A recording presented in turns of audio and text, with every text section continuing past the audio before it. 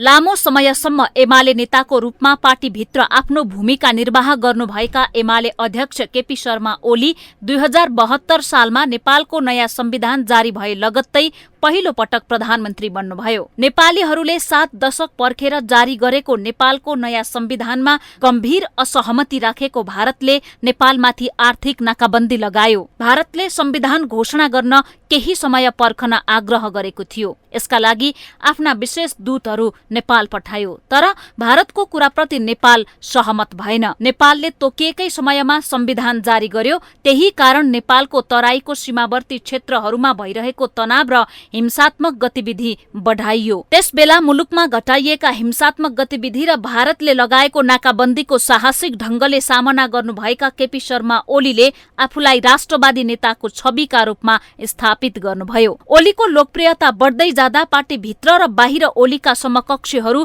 ओलीलाई चुनौतीको रूपमा हेर्न थाले। जबकि त्यो बेला प्रमुख प्रतिपक्षी दल नेपाली कांग्रेस लगायत धेरैले भारतले नाकाबन्दी गर्यो भनेर स्वीकार गर्न सक्ने आँट समेत गरेका थिएनन्। नाकाबन्दीको डटेर सामना गरेकै कारण ओलीप्रति जनताको सद्भाव रहे पनि ओली नेतृत्वको सरकार गिराउन धेरै कोसिस भयो र तत्कालीन ओली नेतृत्वको सरकार ढल्यो। त्यसको केही समयपछि भएको आम निर्वाचनमा ओलीकै लोकप्रियताको बलमा नेकपा एमाले र माओवादी केन्द्रको चुनावी गठबन्धनले 2/3 नजिकको मत प्राप्त गर्यो। संसदको ठूलो दलको संसदीय दलको नेताको हैसियत र तत्कालीन वाम गठबन्धनको जगमा ओली संसदबाट प्रधानमन्त्रीमा निर्वाचित हुनुभयो। संविधानमा सरकार गठन भएको 2 वर्षसम्म अविश्वासको मत लैजान नपाउने व्यवस्था भएकै कारण ओलीले सुरुका 2 वर्षसम्म बिना विवाद सरकारको नेतृत्व गर्नुभयो। तर सरकार गठन भएको 2 वर्ष पुग्नै लाग्दा ओलीप्रति पार्टीभित्र र बाहिरबाट देशी विदेशी शक्तिको प्रहार सुरु भयो। खास गरी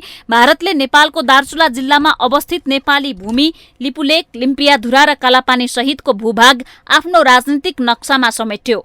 त्यसको जवाफमा प्रधानमन्त्री ओलीले लिपुलेक, लिम्पियाधुरा र कालापानी सहितको भूगोल समेटेर नेपालको नयाँ चुच्चे नक्सा जारी गर्ने निर्णय गर्नुभयो। सो निर्णय 2077 साल जेठ 31 गते संसदले सर्वसम्मत पारित गर्यो। त्यस लगत्तै ओलीलाई भस्मासुर र धुन्धकारी भन्दै सबैजसो पार्टीका नेताहरूले असफल कूटनीतिको कारण देखाउँदै विरोधमा उत्रिए। नेपाली जनताको राष्ट्रवाद नेताहरूको भन्दा सधैँ 1 कदम अगाडि हुने भएकोले कसैले चाहेर पनि नक्सा जारी गर्न विमति राख्न सक्ने आँट गर्न सकेनन्। तर नक्सा जारी गरेसँगै ओलीका चुनौतीहरू भने थपिँदै गए। देशभित्र विपक्षी गठबन्धन बलियो हुँदै गयो। भारतले नेपालको नक्सा जारी प्रकरणलाई अनपेक्षित भनेर प्रतिक्रिया दियो। भारतको चाहनामा ओलीको कदमले ठूलो धक्का लाग्यो। भारत अन्तर्राष्ट्रिय दबाव बिना नै उक्त विषयमा नेपाललाई गलाउने रणनीतिमा लाग्यो।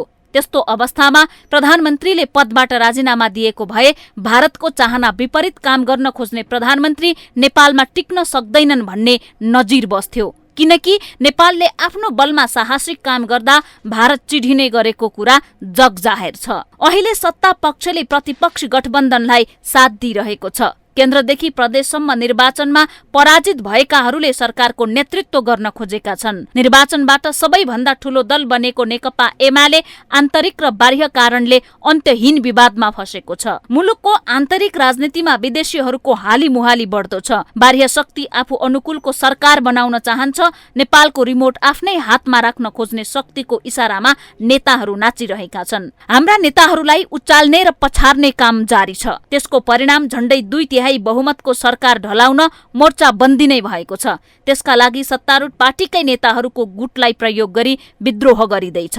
हुँदाहुँदै प्रधानमन्त्री केपी शर्मा ओलीको हत्या गर्न तयार छु भन्ने आशयका अभिव्यक्ति खुल्लेआम गरिमामय सभामा दिइँदैछ। मुलुकमा के हुँदैछ बुझ्नेलाई इसारा काफी छ। अर्कोतर्फ पूर्व प्रधानमन्त्रीहरूले शनिबार संयुक्त वक्तव्य जारी गर्दै नेपालमा संवैधानिक व्यवस्थामाथि निरङ्कुश हमला भएको भनेर भन्नुभएको छ। तर हमला कसले गर्दैछ खुलाइएको छैन। जे भए पनि पूर्व प्रधानमन्त्रीहरूको सामूहिक भनाई आफैमा गम्भीर विषय हो। एउटा वास्तविकता के हो भने सबै पक्षको एकल चुनौती बन्नुभएका प्रधानमन्त्री ओली विरुद्धको चौतर्फी घेराबन्दी तीव्र छ। नेताहरू जबरजस्ती विवादमा तानिँदैछन्। तर यसरी विकृत राजनीतिमा रमाउने राजनीतिक संस्कारले कोही पनि जित्न सक्दैन। यसले संविधान र सिङ्गो व्यवस्थामाथि भने चुनौतीहरू थपिँदै गएका छन्। त्यसैले कानुनी राज्य र लोकतन्त्रका आधारभूत सिद्धान्त तथा मूल्यबाट च्युत भएर नेताहरूले जुन ढङ्गले राजनीति गरिरहेका छन् त्यसले ख्यालख्यालमै मुलुकमाथि गम्भीर सङ्कट निम्त्याउँदैछ। यसतर्फ सम्बन्धित पात्रहरू बेलैमा सचेत हुन जरुरी छ। माउन्टेन टेलिभिजन HD राजनीतिक ब्युरो।